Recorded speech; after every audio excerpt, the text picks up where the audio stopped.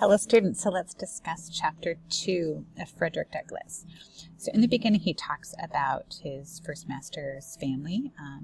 They had 2 sons and a daughter and her husband, Captain Thomas Auld.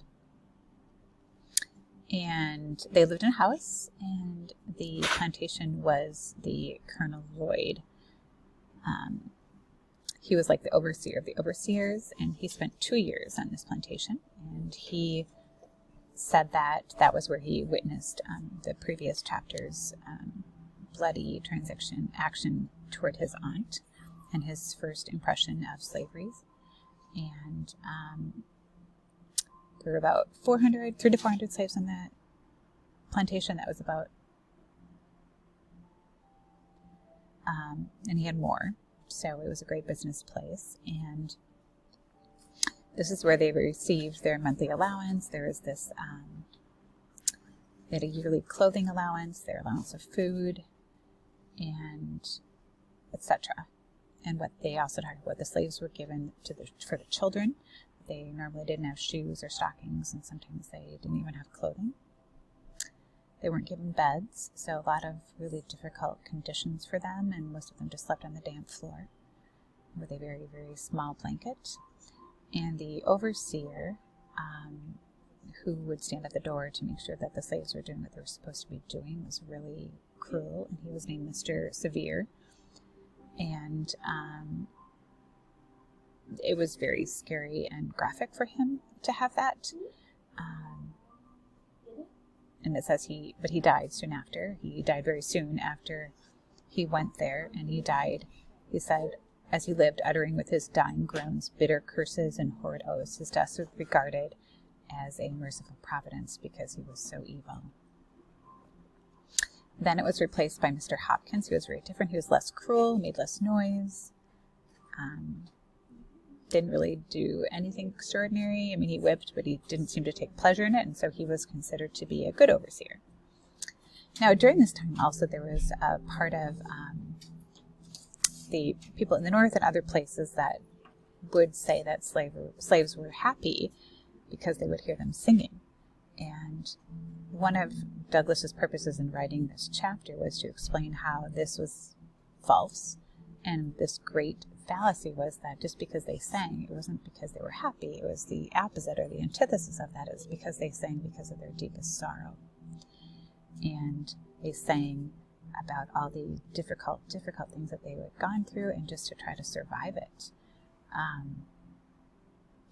And so he talked about how those songs were incoherent sometimes, and there were tales of woe, and every tone was a testimony against slavery and a prayer to God for deliverance from chains.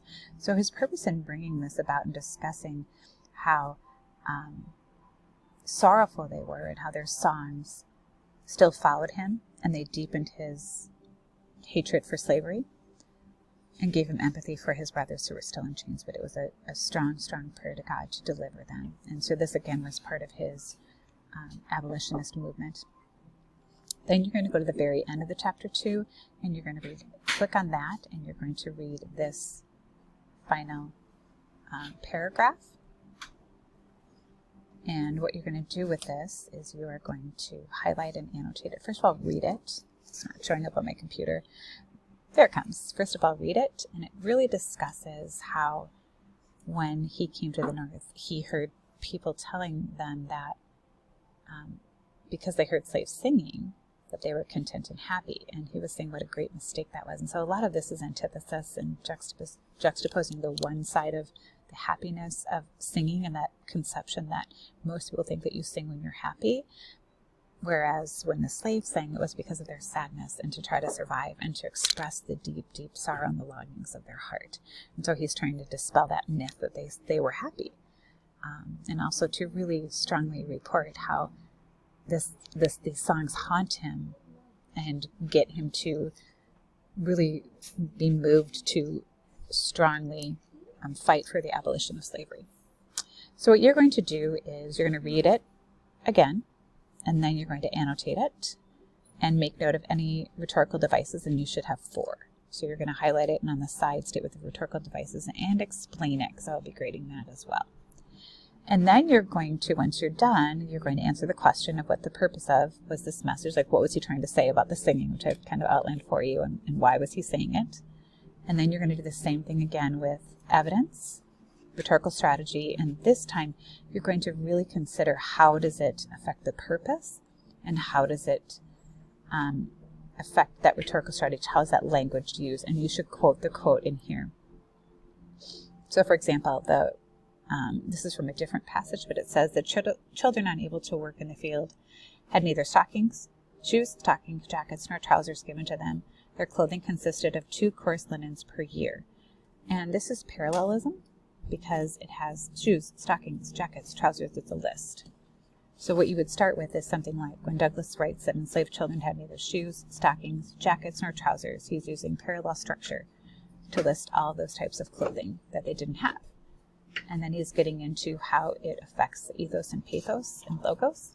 His readers likely take all those items for granted, but he's just stating factually, which is logos, that they weren't given them. While he's relating information, it makes the reader feel empathy, and that's pathos. Notice I'm not saying logos, ethos, or pathos. I'm describing that for these children who get 2 coarse linens per year. Again, I quoted the quote, showing how little clothing the children get fits into his purpose of highlighting the scarcity of resources for enslaved families.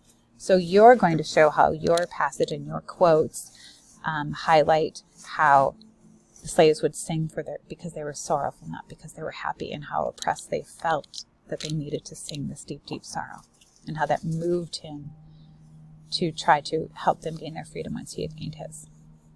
So once you're finished with 2 more quotes that you found and the device, you can Dropbox that. The big bank is linked here with all the strategies, and it's also on Schoology. All right, good luck. Thank you. Don't forget to Dropbox it when you're finished.